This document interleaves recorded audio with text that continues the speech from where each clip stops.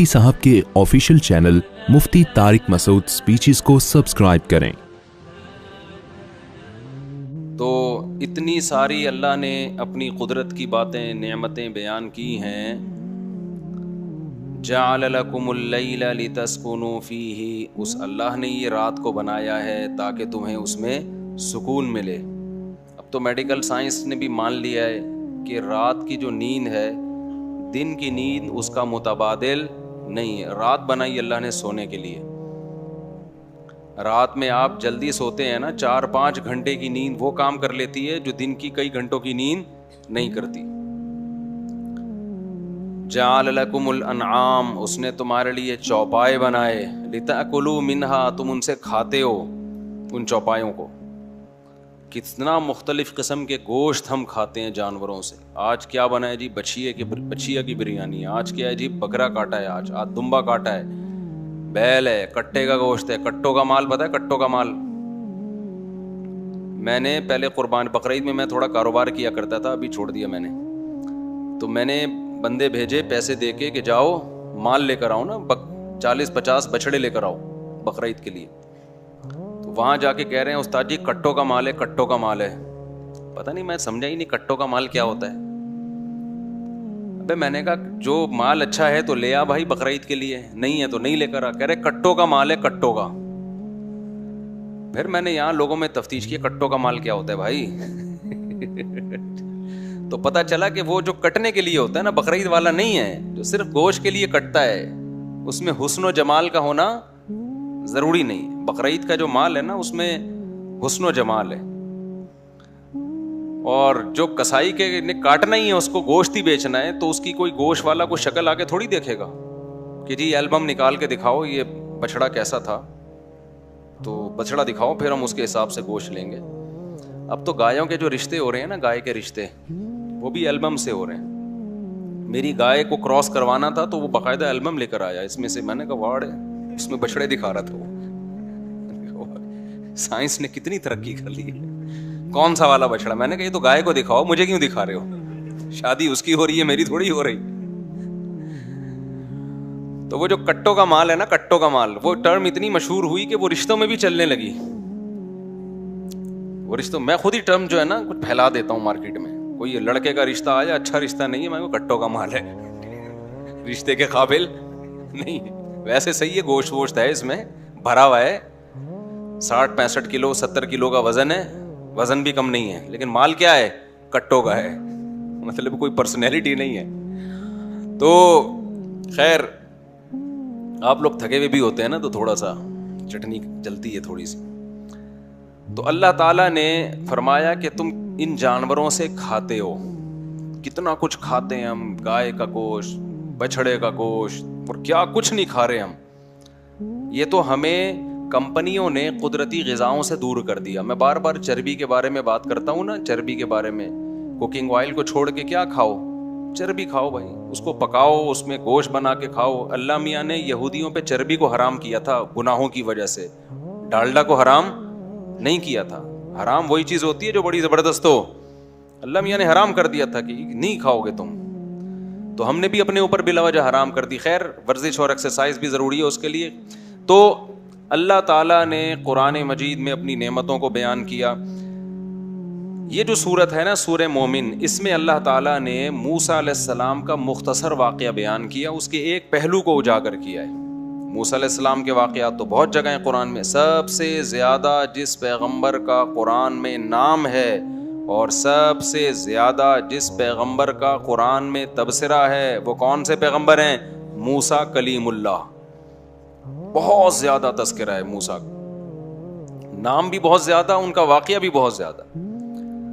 تو قرآن کہتا ہے وَلَقَدْ أَرْسَلْنَا مُوسَىٰ بِآيَاتِنَا وَسُلْطَانٍ مُّبِينٍ، ہم نے موسیٰ کو بھیجا اپنی واضح نشانیوں کے ساتھ اور کھلے دلائل کے ساتھ، واضح دلائل جس کو دیکھ کے فوراً پتہ چل جائے کہ یہ اللہ کے پیغمبر ہیں۔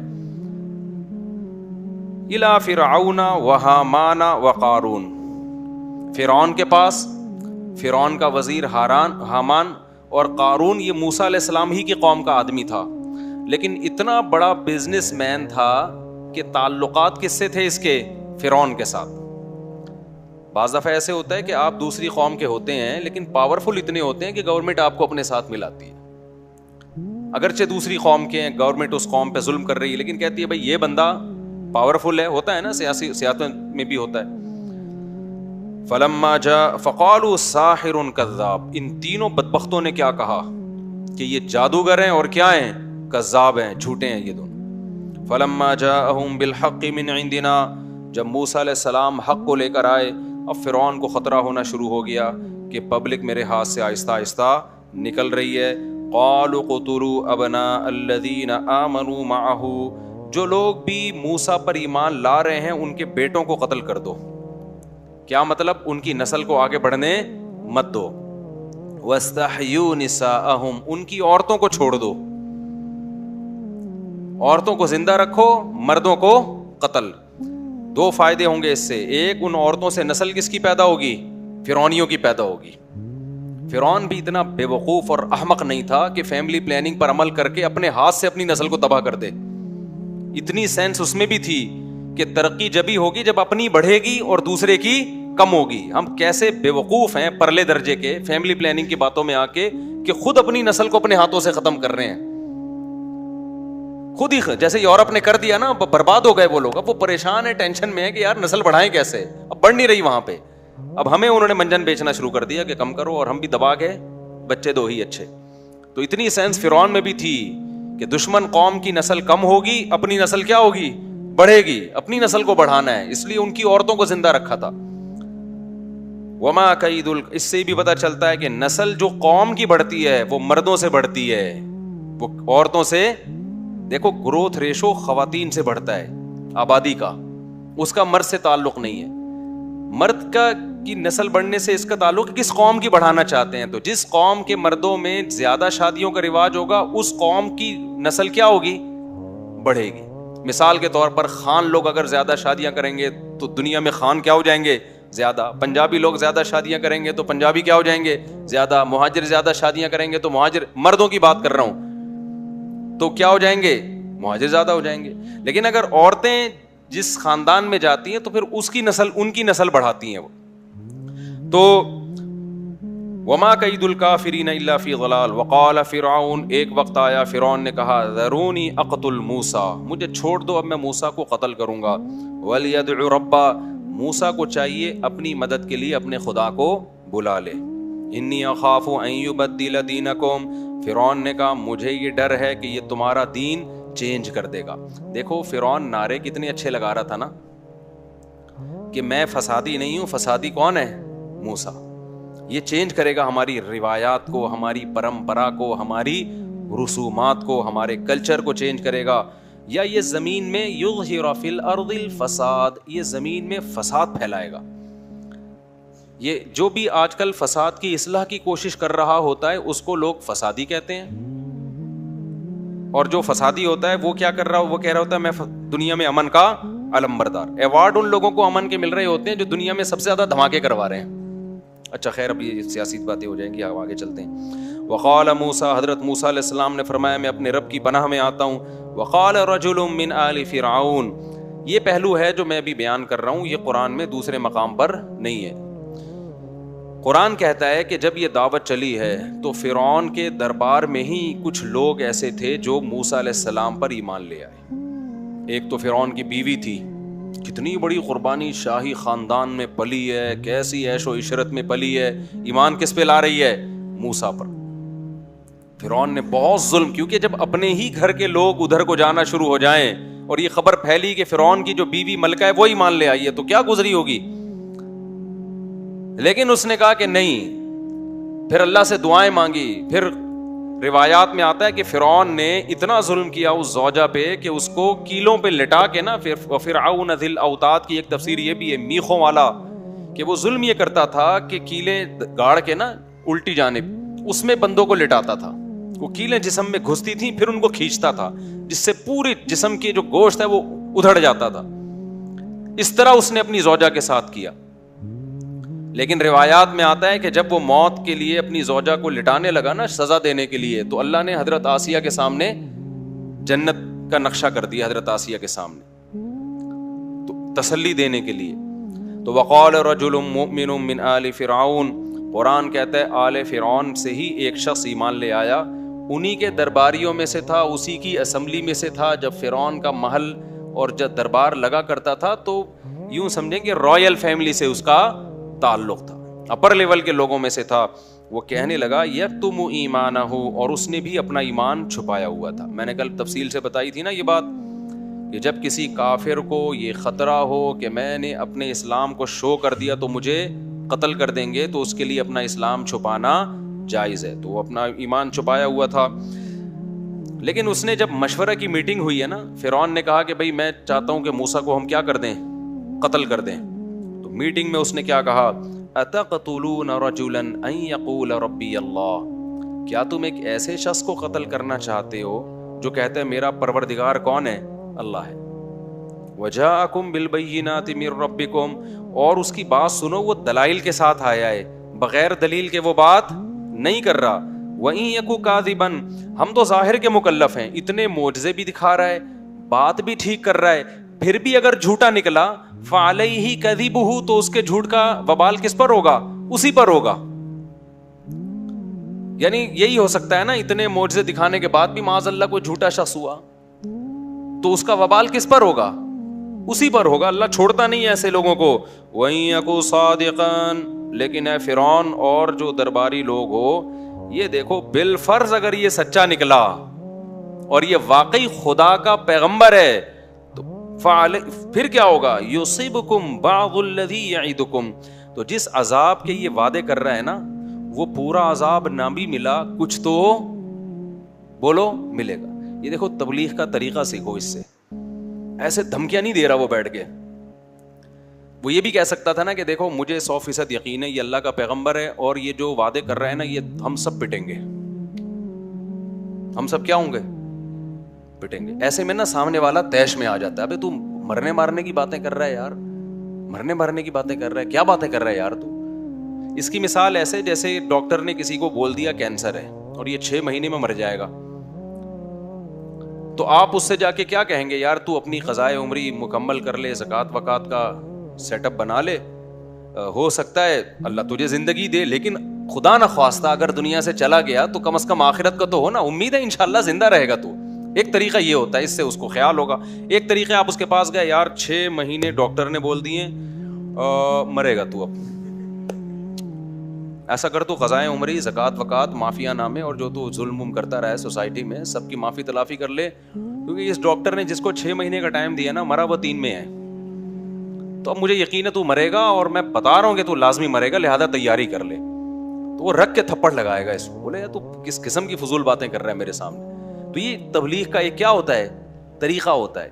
تو وہ چاہتا تھا کہ لوگ مسلمان ہو جائیں، اگر وہ اپنے آپ کو مسلم شو کر کے تبلیغ کرے گا تو یہ اس کی بات نہیں سنیں گے، بولیں گے بھائی تو اس سائڈ کا آدمی ہے نا، تو انہی کی باتیں کرے گا۔ نیوٹرل رہ کے اس نے سمجھانے کی کوشش کی، کہا کہ دیکھو جو دلائل وہ لے کر آیا ہے نا موسیٰ، اس دلائل کے بعد بھی اگر وہ جھوٹا نکلا تو خدا اس کو چھوڑے گا نہیں، اللہ خود سزا دے دے گا، ہمیں ضرورت نہیں ہے قتل کرنے کی، لیکن ہم نے قتل کی کوشش کی اور وہ واقعی اللہ کا سچا پیغمبر ہوا، تو میں یہ نہیں کہتا جو وہ وعدے کر رہا ہے عذاب کے سارے پورے ہوں گے، سارے نہ بھی ہوئے، ہو سکتا ہے ہم بہت اچھے نکلیں، اللہ کی نظر میں ہمارا بہت مقام ہو، سارے نہ ہوئے تو تھوڑے سے تو بہرحال پھر ہمیں، کیونکہ ہم جتنے بھی اچھے ہیں سچے پیغمبر کے انکار کی وجہ سے پورا عذاب نہ آئے، تھوڑا ادھورا تو آئے گا نا۔ میں سمجھا پا رہا ہوں اپنی بات، بڑی اسٹائل میں بڑے پیارے طریقے سے اس نے تبلیغ کی اور ہمیں بھی سکھا دیا کہ تبلیغ کا کیا طریقہ ہوتا ہے۔ تو وہ جواب میں کہنے لگا، آگے کہنے لگا، ان اللہ لا یہدی من ہوا مسرف کذاب، اے فرعون جو اسراف کرنے والا اور جھوٹا ہوتا ہے خدا اس کی رہنمائی نہیں کر۔ جھوٹے لوگ پنپ نہیں پاتے، پتہ چل جاتا ہے جھوٹوں کا، تو موسیٰ بھی معاذ اللہ جھوٹا نکلا تو لوگوں کو پتہ چل جائے گا، ایسا نہیں جھوٹے لوگ پکڑے جاتے ہیں نا تھوڑے دنوں میں۔ یا قوم لکم الملک اليوم ظاہرین فی الارض، دیکھو یہ ساری آیتیں اپنے بارے میں سوچو کہ جیسے مجھے سمجھا رہے وہ، آج ہم کون سا پورے نیک ہیں، ہم بھی تو تھوڑے آڑے ترچھے چل رہے ہیں نا، تو یہ ساری بات بیماریاں ہمارے اندر بھی ہیں۔ یا قومی، پھر وہ کہنے لگا اے میری قوم، لکم الملک، دیکھو الیوم، آج کے دن تمہارے لیے پاس بادشاہت ہے۔ آج کے دن کیا ہے، بادشاہ تم ہو زمین کے. ظاہرین فی الارض, زمین میں کنٹرول بھی کس کا ہے؟ تمہارا ہے, ہم سب کا کنٹرول ہے. تو آج ہمیں کسی کی بات سمجھ میں نہیں آ رہی. آج ہم مخالف پارٹی کی بات سننا بھی پسند نہیں کر رہے. اس کے سانپ جادوگروں سے مقابلہ ہو گیا, جادوگر ہار گئے, لاٹھی سانپ بن رہی ہے, پھر موسیٰ کی تعلیمات دیکھو, یہ ساری چیزیں بتا رہی ہیں بھائی وہ کیا ہے, ہو سکتا ہے وہ پیغمبر ہو, لیکن ہم یہ باتیں کیوں نہیں مان رہے ہیں؟ ہم طاقت کے نشے میں ہیں. تو اس میں ایک چیز سوچنے کی ہے, وہ کیا ہے؟ من ینصرنا من باس اللہ ان جاءنا. موسیٰ جو عذاب کے وعدے کر رہا ہے, اگر وہ عذاب ہم پر آ گیا تو کیا ہماری یہ طاقت اور قوت اور یہ گورنمنٹ ہماری خدا سے لڑ سکتے ہیں ہم کیا؟ یعنی موسیٰ اگر یہ کہہ رہا ہوتا نا میں تمہیں نہیں چھوڑوں گا, میں بنی اسرائیل کو لا کے تم پہ اٹیک کروں گا, تو بھائی ہمارے پاس مضبوط آرمی ہے. ہم موسیٰ کی دھمکیوں سے, منہ سے بول لیا کرو یار, ہم موسیٰ کی دھمکیوں سے نہیں ڈرتے. لیکن موسیٰ جو دھمکیاں دے رہا ہے نا, وہ اپنی عذاب کی نہیں دے رہا, وہ کس کی عذاب کی دے رہا ہے؟ وہ تو اللہ کے. تو کیا جو ہماری پاورفل گورنمنٹ ہے, خدا اگر مارنے پر آ گیا, خدا مخالفت پہ آ گیا, تو کیا افورڈ کر سکتے ہو کیا؟ کتنی معقول بات کی اس نے. یعنی ہمیں اس دوسرے پہلو پہ غور کر لینا چاہیے. اتنی مخالفت میں شدت کہ سامنے والے کی بات ہی سننا آپ پسند نہیں کر رہے, ایکچولی یہ ہماری صحت کے لیے نقصان دہ بولو ہو سکتا ہے. آج بھی ایسا ہی ہے. میں لبرل لوگوں سے کہتا ہوں یار تم مولویوں کی نا صبح و شام مخالفت, کچھ دن مولوی کو سن کے تو دیکھو, تم شاید کوئی ڈھنگ کی بات کر رہا ہو یار. 2-4 بیانات 2-4 کلپ سے لے کے نا دیکھ کے فوراً ایک طرزیہ قائم کر لیتے ہیں. یہ عورتوں کے خلاف ہوتے ہیں, یہ بچوں کے خلاف ہوتے ہیں, یہ سوسائٹی میں انارکی پھیلا رہے ہیں. مولانا شلوی تھانوی رحمۃ اللہ نے لکھا ہے کہ جو بھی پروفیسر اور لبرل لوگ جو مولویوں سے دور ہیں نا, جو کہتے ہیں یہ ایسے ہوتے ہیں یہ ایسے ہوتے ہیں, کبھی کسی اللہ والے بزرگ کے پاس 2-4 دن نہیں, چند دن جا کے بیٹھو تو تمہیں پتہ چلے گا حق صرف اور صرف یہی ملے گا تمہیں. باقی منجن بک رہا ہے, باقی کیا بک رہا ہے؟ منجن بک رہا ہے. کون کون بیچ رہا ہے پھر میں اس پہ نہیں جاؤں گا. یہ جو وہ موٹیویشنل اسپیکر جو مذہب کو نہیں مانتے, وہ بھی موٹیویشن کے نام پہ دبا کے منجن, کچھ باتیں ان کی ٹھیک ہوتی ہیں لیکن وہ پوری پراپر گائیڈنس نہیں ہوتی اس میں. تو خیر, تو اس نے کہا کہ بھائی تم فَمَن يَنصُرُنَّا مِن بَأْسِ اللَّهِ إِن جَاءَنَا, کون ہماری مدد کرے گا؟ فرعون نے یہ پورا سیٹ اپ سننے کے بعد جو ہے نا کہا کہ ٹھیک ہے جی, آپ نے مشورہ دیا, بہت اچھا لگا آپ کا مشورہ. اب لوگ کے کان کھڑے ہو گئے, جی فرعون اب کیا مشورہ دیتا ہے. بڑی معقول بات کی نا کہ یار ایک ٹرائی تو کر کے اس کی بات سنیں تو صحیح, ہو سکتا ہے صحیح ہو, قتل تو نہ کرو نا کم از کم. فرعون نے کہا ما اریکم الا ما ارا, جو میں بہتر سمجھتا ہوں میں تمہیں بھی وہی بتاؤں گا. جو میں کیا سمجھتا ہوں, میری جو کھوپڑی ہے نا وہ اللہ نے تمہیں نہیں دی. یہ کھوپڑی دنیا میں صرف ایک ہی شخص کو ملی ہے جس کو فرعون کہا جاتا ہے. جیسے کہ آج کل کہ جو فرعون ہے نا ان کا بھی یہی ہے, کسی کا نہ مشورہ سنیں گے نہ غور کریں گے, بس وہ سمجھتے ہیں کہ ہم پیدا ہو گئے دنیا میں واحد ذہین پیدا ہوا ہوں, ون مین شو, اور میں ہوں اور میں ہوں اور میں ہوں اور میں ہوں اور میں ہی ہوں. بس سنا ہوگا نا بہت سے لوگوں سے. تو فرعون کا بھی یہ کیا خرابی تھی اس کے اندر, میں بہت بھری ہوئی تھی.